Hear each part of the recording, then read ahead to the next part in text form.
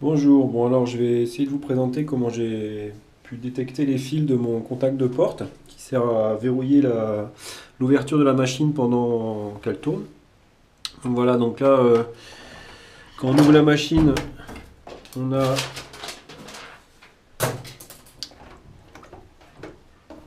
en temps normal vous allez retrouver des vis sous le joint. Voilà, donc vous avez des vis là, bon, vous avez des vis un peu partout.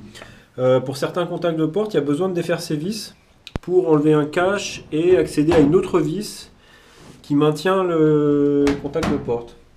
Donc là, on peut voir que le petit crochet, il va dans le petit trou ici.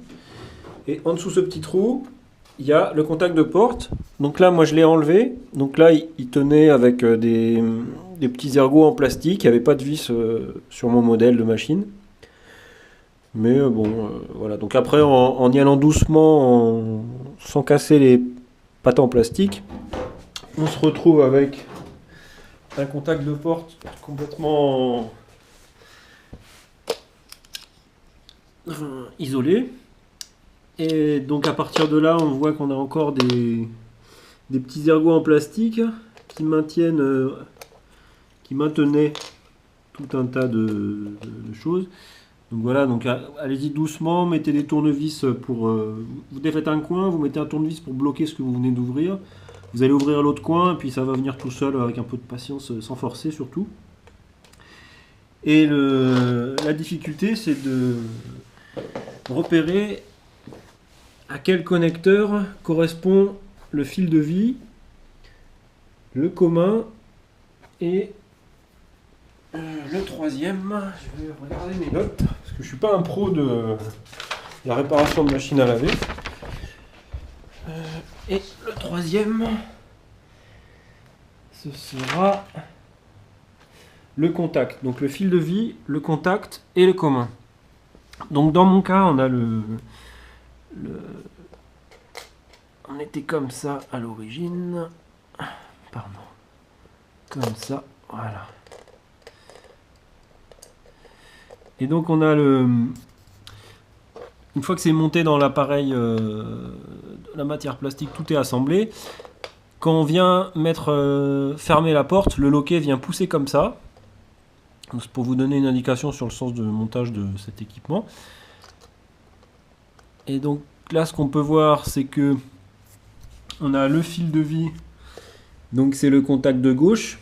Pourquoi le contact de gauche? Parce que c'est lui qui vient en dessous la petite capsule en céramique. Voilà. On a le contact, lui c'est celui qui est à droite, ici. Donc c'est lui qui est le plus proche du petit ergot en plastique qui vient du capot de la machine à laver. Et au milieu, on a la troisième, ce qu'on appelle le commun. Vous pouvez le remonter. Je vais poser la caméra, ce sera peut-être plus simple.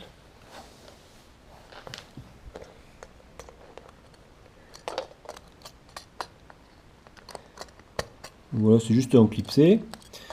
Donc là, on peut remonter. Le petit truc en plastique, on fait le tour. Tout va bien. Ensuite, on vient remettre ce truc comme il était. Voilà. Donc là, je suis prêt à remonter mon petit verrou de porte. Voilà, donc c'est pas toujours très pratique de filmer et de bricoler en même temps. Évidemment, c'est peut-être dans l'autre sens. Enfin voilà, après vous avez juste à l'enclipser dans le truc en plastique.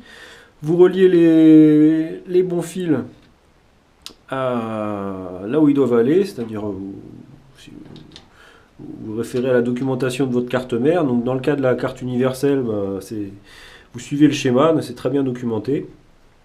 Dans le cas d'autres cartes mères, bon courage pour vous renseigner auprès des fabricants. Voilà, donc j'espère que ça aura pu vous aider